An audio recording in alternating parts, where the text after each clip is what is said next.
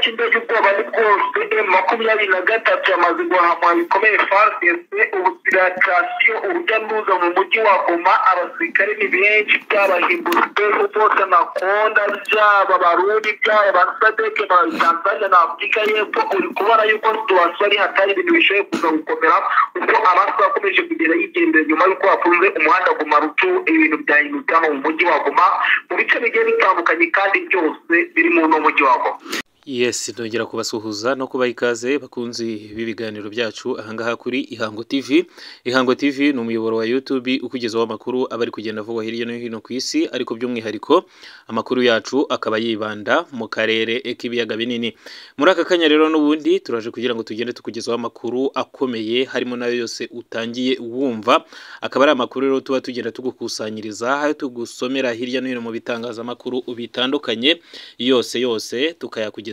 gatanu kuri gatanu. Ihango TV rero turagushuhuje wowe utwumva uri mu Rwanda, uri muri Kongo, uri mu Burundi, Tanzania, Kenya, Uganda ndetse n'ibindi bice byose bigize uyu mugabane wa Afrika. Mwese ndabasuje kandi bahaye ikaze muri aya makuru yacu y'aka kanya. Reka kandi nongere nsuhuze mwebwe mwese mutwumva muherereye ku migabane ya kure, haba ku mugabane wa Amerika, umugabane wa Aziya, umugabane w'Uburayi. Namwe mwese ndabasuje kandi bahaye ikaze muri aya makuru yacu y'aka kanya. Turi ku itariki 18 z'ukwezi kwa gatandatu umwaka w'ibihumbi 2024. Uyu ni umwanya rero tubagezaho amakuru abari kugenda avugwa hirya no hino, ariko by'umwihariko amakuru yacu tukaba tugiye kwibanda ku mutekano wo mu burasirazuba bwa Repubulika ya Demokarasi ya Kongo. Rero ibintu bikomeje kudogera nyuma yaho n'ubundi bitangajwe ko umutwe wa M23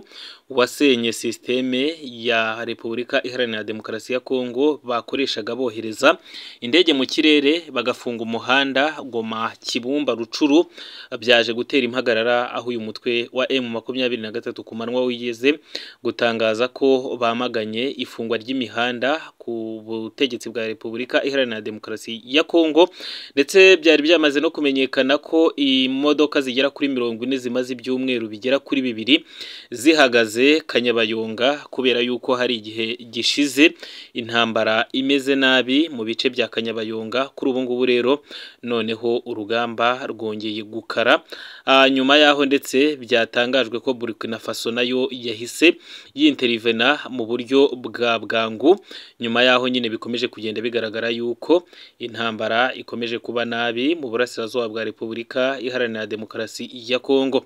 Nkuko nabigutangarije mu makuru aheruka, umuyobozi w'umuryango wa Afrika y'Amajyepfo Sadeke Joao Lourenco yigeze kugaragaza ko bongeye kohereza ingabo zindi muri Repubulika Iharanira Demokarasi ya Kongo. Biragaragara ko rero hari ibibazo bikomeye kandi cyane nyuma yaho umutwe wa M23 byavuzwe ko nyine wasenye bidasubirwaho itumanaho rikoreshwa mu kohereza indege za drone mu kirere, ndetse n'iryakoreshwaga ryose mu gukusanya amakuru akoreshwa mu kumenya aho umutwe wa M23 ugeze naho uri, nkuko nabikugejejeho ku munsi w'ejo muri iyi nkuru. Nongera kuguha agace kayo gatoya, nkuko umunyamakuru waganiriye n'irindi tangazamakuru yagaragaje ko rwose byabaye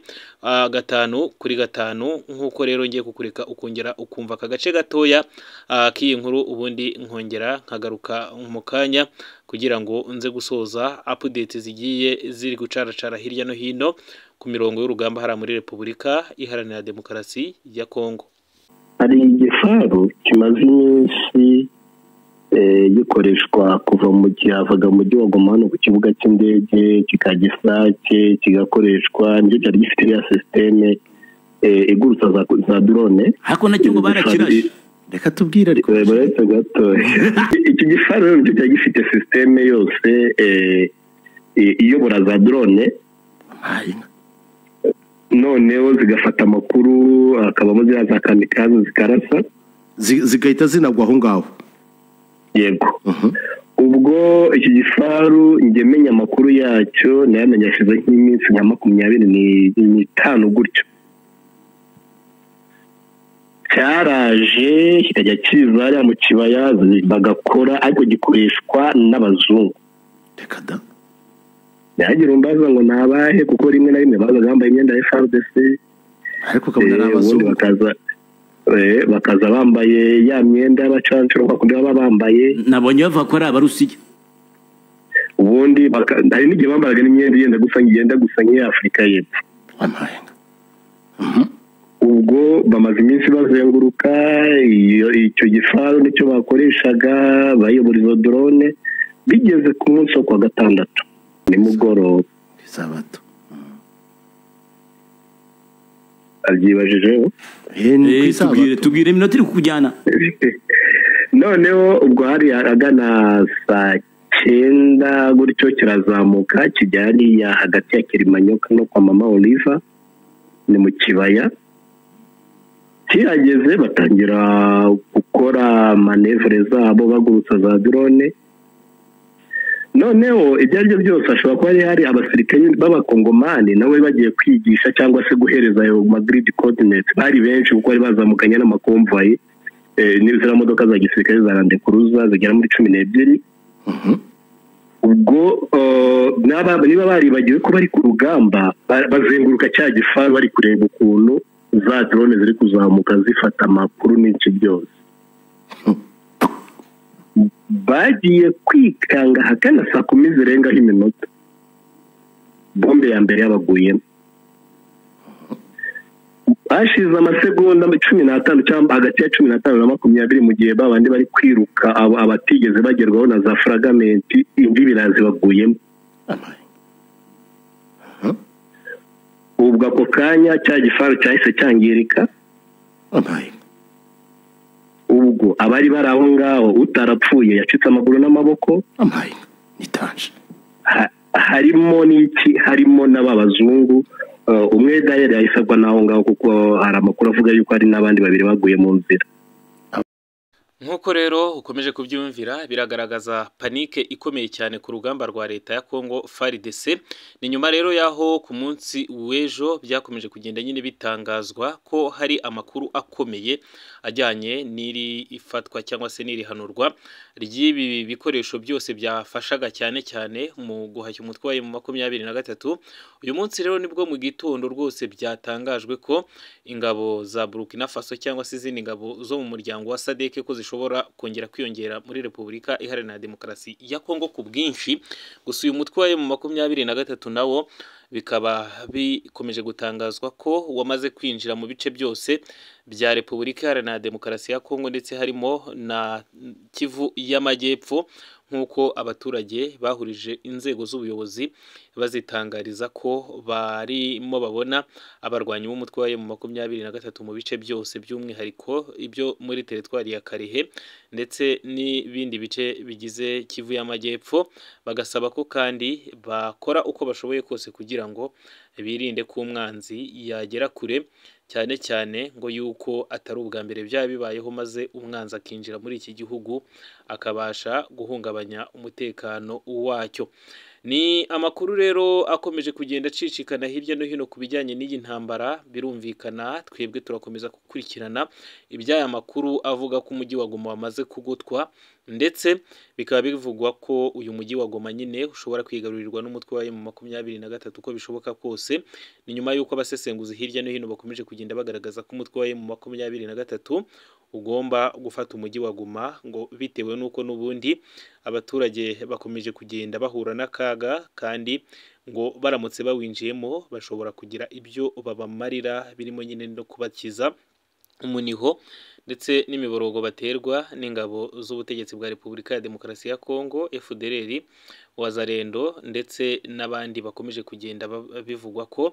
banyunyuza imitsi yabo nk'uko byagiye bikomeza kugenda bigarukwaho mu bitangazamakuru bitandukanye. Reka rero dukomeze kugenda dukurikirana aya makuru tuninjire kandi mu yandi makuru yose ari kugenda avugwa hariya ku mirongo y'urugamba 5 Ni amakuru rero tugiye guhera kuri iyi nkuru ivuga ko umutwe wa M23 kuri uyu wa kabiri ku itariki ya 18 z'ukwezi kwa gatandatu umwaka w'2024 biriwe mu ntambara n'umutwe wa Wazalendo akaba ari intambara rero yabereye ahitwa Shonyi rero akaba ari kamwe mu duce tugize Repubulika Iharanira Demokarasi ya Kongo by'umwihariko rero iyi ntambara ikaba yabereye mu gace kitwa Bishusha ndetse na Bukombo akaba rero ari muri sheferi ya Bwito muri teritwari ya Rucuru mu ntara ya Kivu y'Amajyaruguru. Ni amakuru dukesha ikinyamakuru Kivu Morning Post cyandikira muri Repubulika Iharanira Demokarasi ya Kongo cyavuze ko societe civile yatangaje ko umutwe wa M23 waje kuba urwana n'ingabo za Wazalendo ngo bikaba byatumye kandi abaturage bo mu gace ka Shonyi ndetse n'ibindi bice bihegereye birimo Murimbi, Ruya ndetse na Swagara, Ngangi ndetse na hitwa Kanyabugezi bose ngo babashije guhunga muri ibyo bice byabereyemo imirwano itoroshye. Akaba ari imirwano rero ya M23 ndetse n'ingabo zo mu mutwe wa Wazalendo zirwana ku ruhande rwa Repubulika Iharanira Demokarasi ya Kongo. Naho mu yandi makuru ndakubwira ko mu bibaya byitwa Rubaya aho umutwe wa M23 maze iminsi wigaruriye amabuye y'agaciro ahacukurwa ngo ubu ngubu igiciro cyayo kikubye gatatu, ndetse abaturage baho bakaba bavuze ko bishimira ubuyobozi bw'uyu mutwe wa M23 ngo kubera ko n'umushahara wabo bakoreraga wabashije kwikuba inshuro nyinshi nyuma yaho mbere bakoranaga n'ingabo za Repubulika ya Demokarasi ya Kongo ndetse n'abari muri FDLR ndetse n'abawazalendo ngo bakabakoresha imirimo y'uburetwa babahemberaga amafaranga y'inica n'ikize ugereranyije nuko bari guhembwa kuri ubu ngubu n'umutwe wa M23. Abo baturage rero uko bigaragara barerekana ko bashima ubuyobozi bw'umutwe wa M23 bwageze mu gace ka Rubaya, ndetse bakaba banahamya ko agaciro k'amabuye y'agaciro by'umwihariko nka koruta kavuye ku madolari 30 ngo kagera ku madolari 70 ngo kubera ko mbere bayagurishaga n'abayiba ndetse n'ababaga barashyizweho ngo bajye bayagura mu buryo bw'amagendo. Ni ibintu rero bikomeje kugenda bitangaza benshi nyuma yaho umutwe wa M23 nyine utangiriye intambara ukagenda kandi wambura ibice bitandukanye ingabo za Repubulika Iharanira Demokarasi ya Kongo, aho kuri ubu ngubu uyu mutwe wa M23 ukomeje kugenzura ibice birimo Nyiragongo, Bunagana, Rucuru, Masisi, mu duce twa Karehe bari ahitwa Minova, ndetse bakaba bari no mu bindi bice nk'ibi bya Rubaya ndetse n'ahandi na za Sake hose murabizi ko bagiye bari muri iyo misozi. Kuri ubu ngubu murabizi ko bamaze umwaka urenga bagosa umujyi wa Goma, binavugwa ko bashobora gufata isaha ku isaha nk'uko babishimangiye ku munsi w'ejo bundi basenya systeme yose y'ingabo za Repubulika Iharanira Demokarasi ya Kongo. Akaba rero ari systeme yagurutsaga drone z'intambara zagabaga ibitero ku mutwe wa M23 ndetse zikanifashishwa mu gukusanya amakuru ajyanye n'urugamba mu ntambara bahanganyemo n'ingabo za Repubulika Iharanira Demokarasi ya Kongo ndetse n'abambari babo. Ni amakuru rero akomeje kugenda ajya hanze agaragaza cyane cyane intsinzi y'umutwe wa M23 maze igihe kinini uhanganye n'ingabo za Repubulika Iharanira Demokarasi ya Kongo. Imirwano rero mu minsi ishize yari maze igihe cyane cyane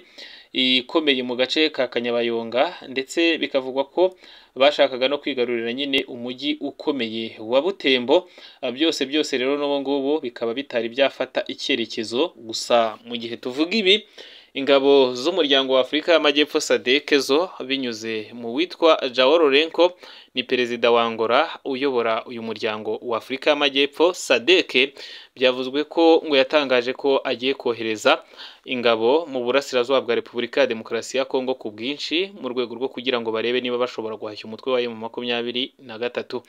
Ni amakuru rero yashyizwe hanze n'ikinyamakuru Rwanda Tribune cyandikira mu Rwanda, kikaba cyatangaje ko perezida wa Angola Joao Lourenco yatangaje ko bagiye gukora uko bashoboye maze ngo bakongera imbaraga muri operasiyo bafite muri Repubulika Iharanira Demokarasi ya Kongo. Akaba rero ari operasiyo ya Sandefo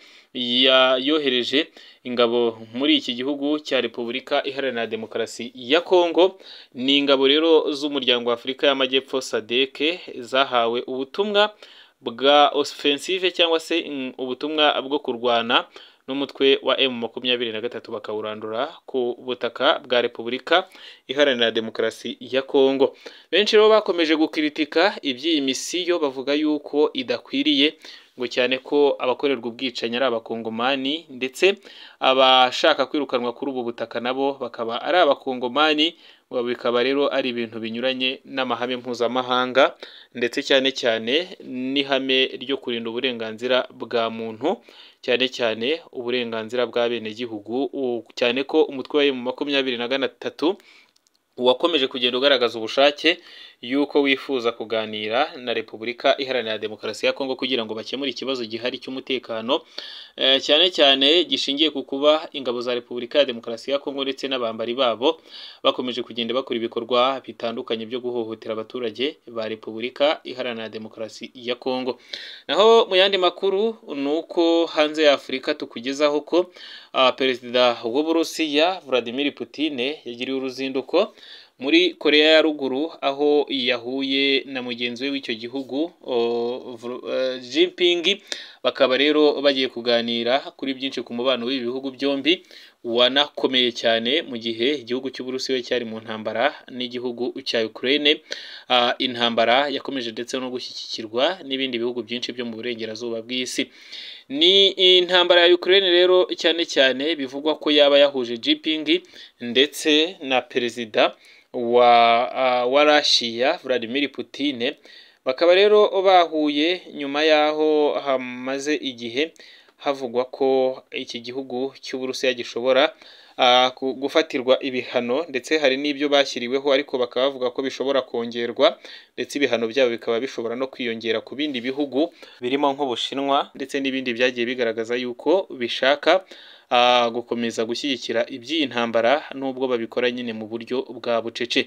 Igihugu rero cy'Uburusiya biravugwa ko cyashyizwe mu kato n'ibihugu byo mu burengerazuba bw'isi, ariko ibihugu birimo nk'igihugu cy'Ubushinwa, igihugu cya Korea ya Ruguru ndetse n'ibindi bitandukanye byo ngo bikaba byarakomeje gukorana n'iki gihugu,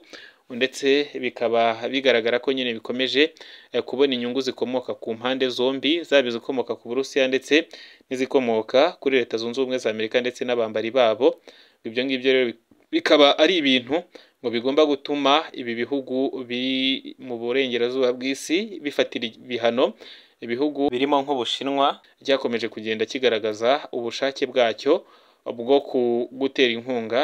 Vladimir Putin uyobora leta y'Uburusiya.